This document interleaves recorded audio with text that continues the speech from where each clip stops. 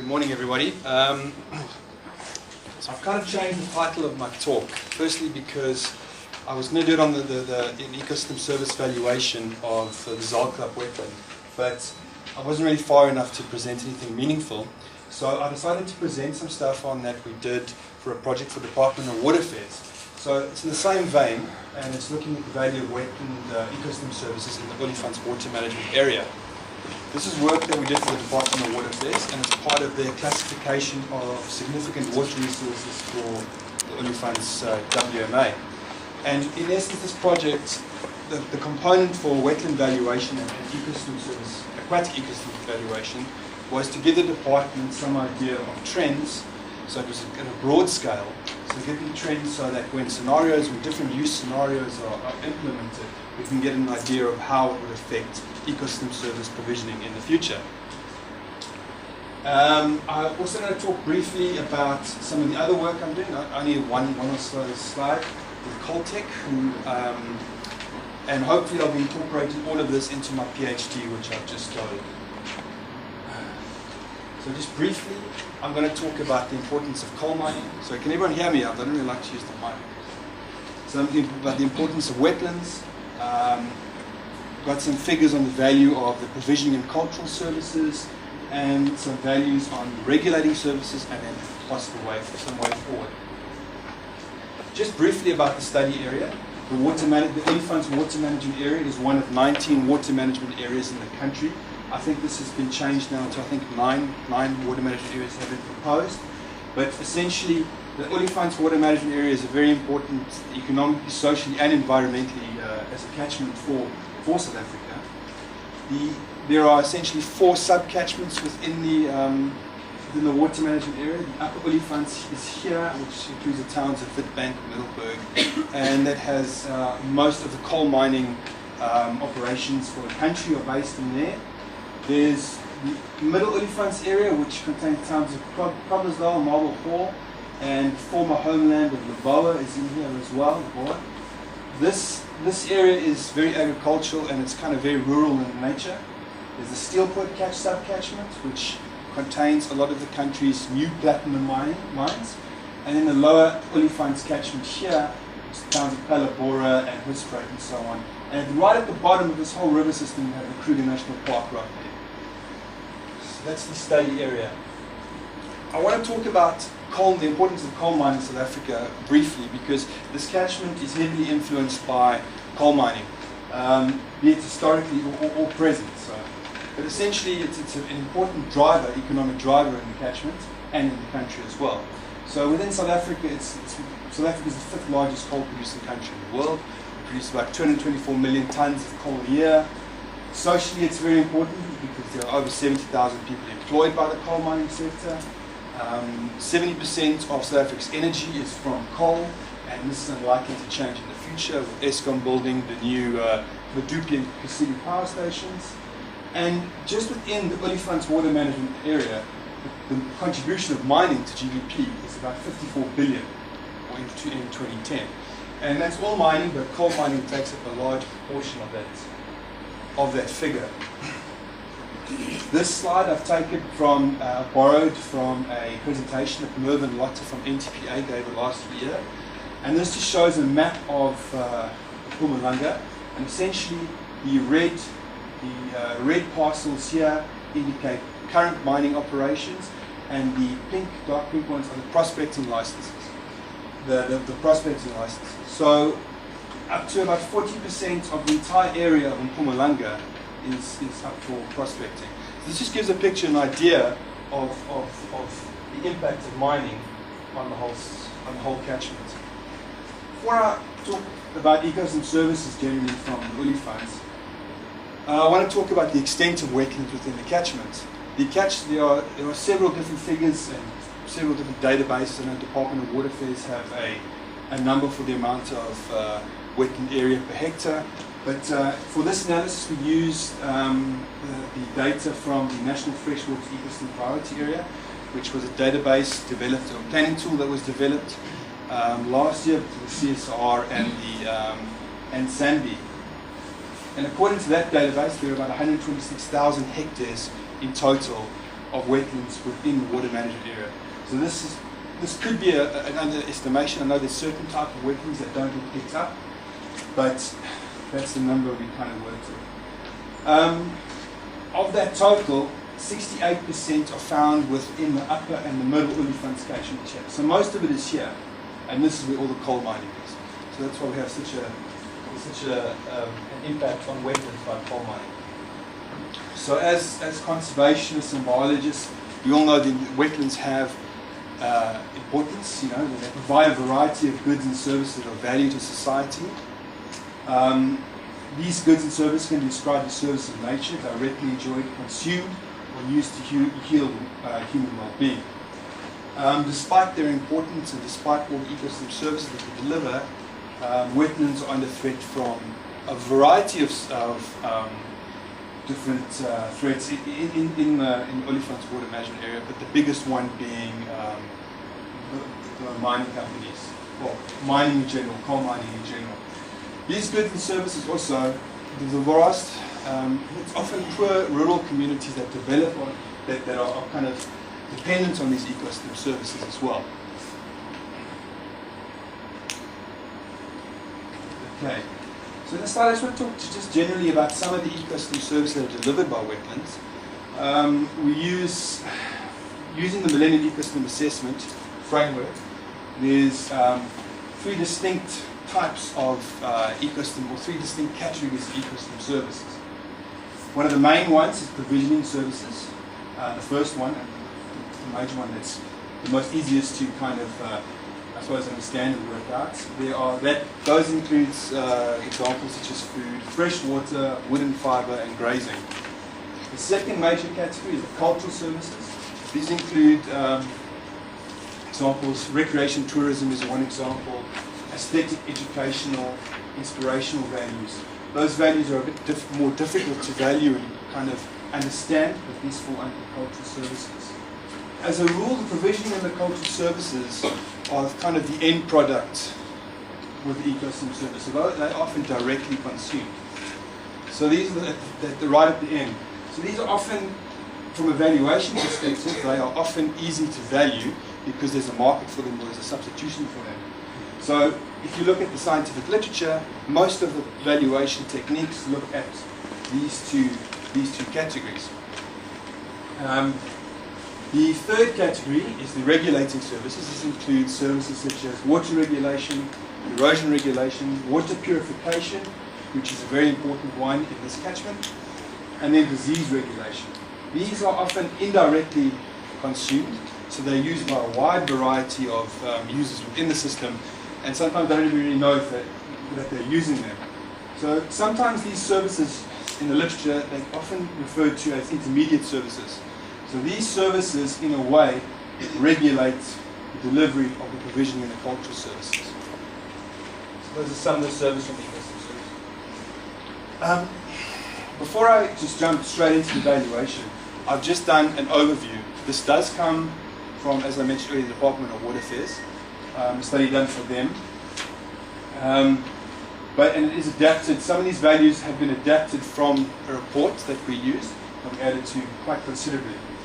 So this table just shows essentially the value of the wetland provisioning and cultural ecosystem services within the water management area. Now, I haven't listed all the services, these are the most important ones, but this will just give you some idea.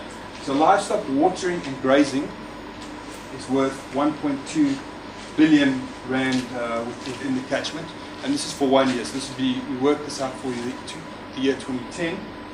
Harvested products, so those are reeds, wood, fibre, all that type of thing, is worth 556 million. The cultural and the cultural services is tourism, which that includes AV tourism, stuff like that, going to look at frogs, all that kind of stuff. That's worth about 47 million. And then the angling service, recreational angling, the potential is about 21 million. So this doesn't include any of the other ones, such as aesthetic and kind of inspirational values. It's a bit difficult to do on such a broad case, but would be more likely to do it in a single case study. I suppose it would be easy to identify beneficiaries, but on this kind of scale, it's quite hard to get an understanding of those kind of values. So the total value for these services, the recreational provisioning and the cultural, is 1.8 billion in 2010. So that's equivalent. If we use the wetland area value that was given to us by FEPA, that's equivalent to about 15,000 rands per hectare for 2010. Now that doesn't really seem like such a big number compared to land prices and so on, but we must remember that the majority of people using these values are often poor rural communities, so it's kind of values that getting used in times of drought or kind of to supplement that household income, the low household income. So even though that may seem like a low figure, there's essentially quite a high figure, and it does make a difference to some communities.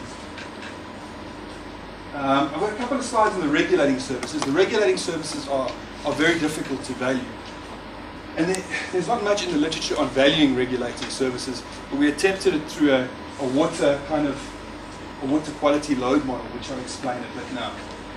So how we did it was, this is the whole Olifants catchment once again.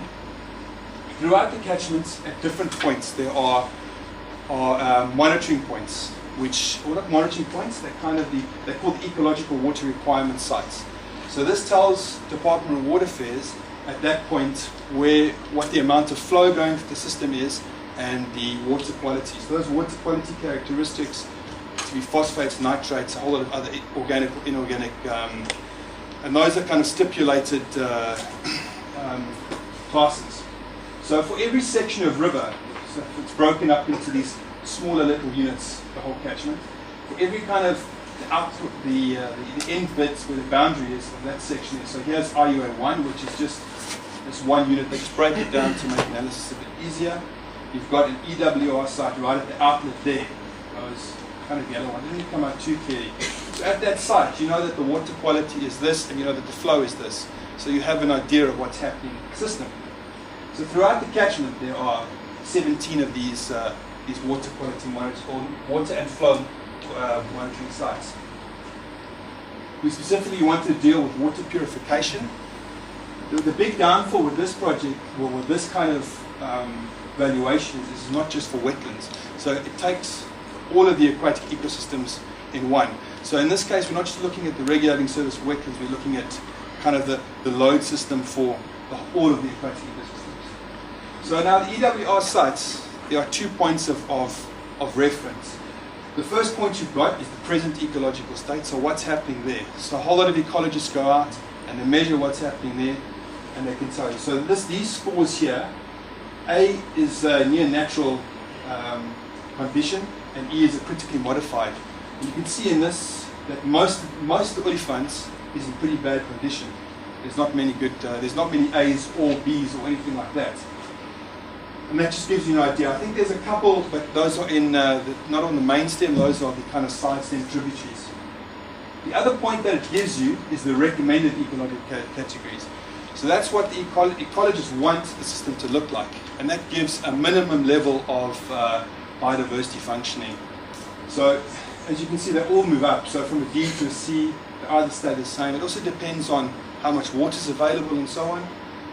C to a B. So this is kind of what the ecologists would want the system to look like, and that's kind of that can be achieved. So how we looked at the water purification value of the whole of the aquatic system was, we know that there's a certain amount of water quality, there's a certain amount of water quality characteristics there, and we needed to get better there. So we have to remove a certain amount of load from there to there. So from that we can work out a load model, so we know how much is to remove, and we can cost that by looking at the different available technologies to get to that water quality. So essentially we have a water purification model. I mean, it's not ideal, as I said, it's not just for wetlands, but it considers all aquatic resources. After we've run the model, the value for that, it didn't come out too clearly, is about 900 million rand per year, which seems like, I mean, it's a big number as well, but it is quite small. I mean, a lot of stakeholders through this process wanted these to be higher, much higher. A lot of people wanted these in A's, B's, and so on like that. But that's almost impossible because it's not just about work, but it's about actually the amount of water. So that would incur transfers from other things and so on. So it becomes very expensive. So this was our take on the regulating services. Now we've got two values. We've got the provisioning and the cultural services that give us a value of nearly 2 billion. And we've got the values from the regulating service given 900 million, which is about 3 billion rand roughly, which is quite a bit for aquatic ecosystem. Taking into consideration this is not taking a lot of the river ecosystem services into consideration. To put that into context, 3 billion seems like a big number. The economy of the GDP of Olifants water management area is 129 billion. So 3 billion is pretty small compared to that. And we just look at some of the contributions to GDP, mining being 54 billion and manufacturing 22 billion. So if we start thinking about green GDP and what that means for the green GDP, which our definition or a definition used of green GDP is taking those externalities or those costs of cleaning up and the environment into it. It pumps up the GDP to about 131 billion, which is not, doesn't seem like a lot. So it seems like we're missing something. There's something missing somewhere along the line. When we look at economic sectors within the water management area, so mining, agriculture, the major ones, we realize that those require certain water from the environment. So that water is essentially in the form of a water use license. So a mining company has to apply for so much water for the water use license. When we look at that, economic activities that are dependent on those aquatic systems are worth about 73 billion. So now we get an understanding of like the real value of ecosystem services. So, as I said before, the assessment is in no way like it's not perfect. It takes a blanket approach to ecosystem services, and it's kind of I think it undervalues or overvalues. I'm not sure. I think it undervalues to a large extent the value of ecosystem services. It does not take individual beneficiaries into consideration, so the winners and the losers of increased ecosystem service or decreased ecosystem service as well. The next stage, which the presentation was meant to be, is to take a case study. So I was looking at the Zaalklap Wetland, which is a wetland close to Witbank, which is heavily impacted by mining, and to look at that and to actually try to work out the regulating services. So link between the water purification ability of one wetland and link that to economic production. So how much water can a wetland purify, in essence? And then there's also some kind of additional valuation techniques, such as analysis of the working for wetlands rehabilitation cost data. Every project that they do, that value, the one value we had was 15,000 rand per hectare, but working for wetlands spends something like anything from 10,000 to 150,000 rand on a hectare to rehabilitate it, depending on the cost.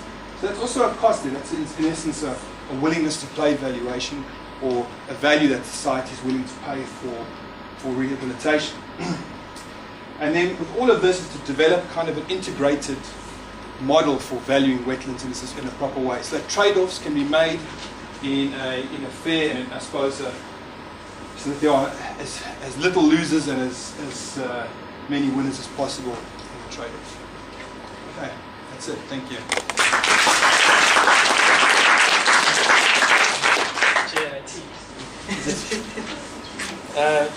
Thanks a lot, Mr. Carl Harris. I have time for one question. Yes? Well, I'm quite surprised that you didn't look at other regulating services, which for me would have been quite important. No, sure. No, there's a whole list to look at. I mean, when we did the project for Department of Water Affairs, we were quite limited with what we could do. So there are a whole lot of regulating services also. We just thought because of the system the way it is, because of the coal mining and so on, that water purification would be one of the major ones to look at. I mean, sure there is, and I think the best way to do it is to work out exactly which ones are at risk, I suppose, and then go from there and value those ones. So you're correct. Okay. Okay, very quickly. Now the recommended ecological scores, do you think that those would increase if you integrated the economic value of those services? So they've been determined by ecologists, and ecologists are saying this is the best we can expect. Yeah. Do you think we could bump those up if the economic value of those services are integrated? I'm not sure. I don't know if we could really. I mean, first of all, those recommended are still very low, and the big issue in the system is that there's not enough water. So you could probably fix water quality to a certain extent. So you could maybe get, but it's based on water quality and flow. And the issue is that if you start charging more for water, you have to bring water in. It's almost an impossibility to get extra water in. They're talking about treating acid mine drainage and putting it into the system, but that comes with huge costs. So essentially there's a shortage of water. All right. Thanks a lot, Mr. Harris. I'm noticing people are leaving.